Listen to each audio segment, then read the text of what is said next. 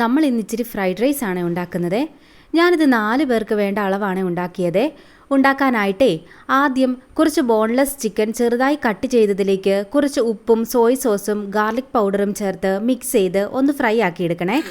എന്നിട്ട് ആ പാത്രത്തിൽ തന്നെ 4 മുട്ട മിക്സ് ചെയ്തെടുത്ത് ഇച്ചിരി ഉപ്പും കുരുമുളകും ഇട്ട് ഒന്ന് ചിക്കി എടുത്ത് വെക്കണം കേട്ടോ.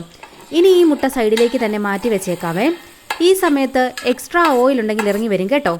ഇനിയിപ്പം ആ ഓയിലിലേക്ക് കുനുകുനാന്നരിഞ്ഞ വെളുത്തുള്ളിയും വട്ടത്തിൽ മുറിച്ച 3 പച്ചമുളകും 1/2 ക്യാപ്സിക്കവും 1 ക്യാരറ്റും 1/2 സബോളയും ചെറുതായി അരിഞ്ഞ 1 കപ്പ് ക്യാബേജും കൂടെ ഇട്ട് നല്ലതുപോലെ മിക്സ് ചെയ്തെടുക്കണേ. ഹൈ ഫ്ലെയിമിൽ വെച്ച് വേണം കേട്ടോ ഇളക്കാൻ.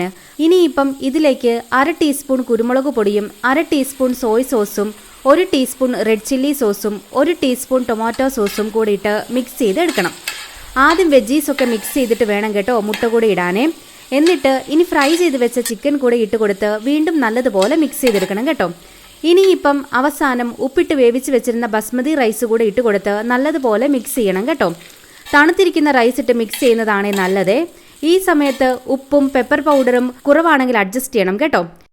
എല്ലാം കൂടെ നല്ലതുപോലെ മിക്സ് ചെയ്തെടുത്താൽ ഫ്രൈഡ് റൈസ് റെഡിയാണ്. ശരിക്കും എല്ലാം കൂടെ മിക്സ് ചെയ്യുന്നതിലാണ് കാര്യം കേട്ടോ. അതുകൊണ്ട് വലുപ്പമുള്ള പാത്രം എടുക്കുന്നതാണ് നല്ലത്.